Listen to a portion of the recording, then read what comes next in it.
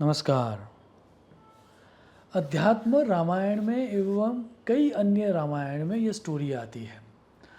राम जी को पता चलता है कि उनके परम भक्त विभीषण को कुछ संत महात्माओं ने और ब्राह्मणों ने पकड़ लिया है।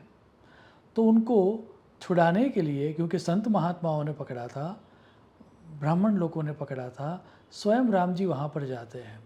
जब वो वहाँ पर जाते हैं और कुछ वो पूछे, उससे पहले ही वहाँ पर जो संत महात्मा और ब्राह्मण थे, वो ये कहते हैं कि अभी अभी कुछ समय पहले एक राक्षस यहाँ पर आया था और हमारे एक मौन व्रती वृद्ध सन्यासी थे, उनको उन्होंने धक्का लगाया और उनका धक्का लगने से वह मुनि के प्राण चले गए।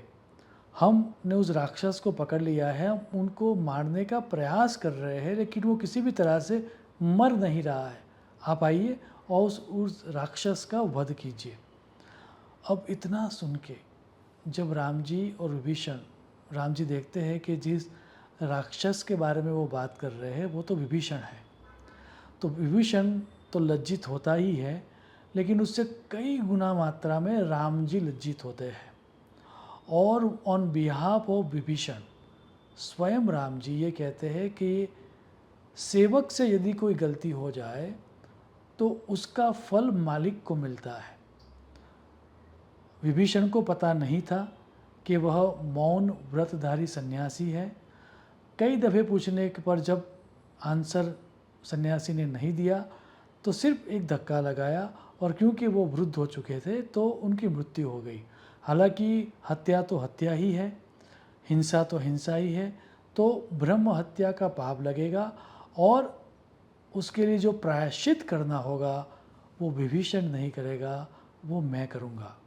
कथा ये कहती है कि ब्राह्मणों को भी अब लज्जा आती है कि राम प्रायश्चित करेंगे, लेकिन फिर भी राम ने खुद विभीषण को बचाने के लिए प्रायश्चित किया। ब्रह्म हत्या के पाप के लिए जो जो व्रत और नियम उनको करने चाहिए वो सब स्वयं राम भगवान ने किए। और इसीलिए गोस्वामी तुलसीदास जी कहते हैं कि आप भले ही राक्षस हो या आप भले ही किसी भी तरह के अधम व्यक्ति क्यों ना हो, यदि एक दफ़े आपने ईश्वर के शरण को पकड़ लिया या फिर आपने अपने आप को समर्पित कर दिया, तो आपसे कितनी भी बड़ी गलती क्यों ना हो, ईश्वर आपको सहायता कर देगा। गोस्वामी तुलसीदास जी के बड़े प्यारे शब्द हैं, जानकी नाथ सहाय करे तब, कौन बिगाड़ करे नर तेरो, सूरज मंगल सोम भृगुसत, बुध और गुरु वरदायक तेरो, राहु केतु की नाहि गम्यता, संग शनिचर होत उचेरो, जानकी नाथ सहाय करे तब, कौन बिगाड़ करे नर तेरो।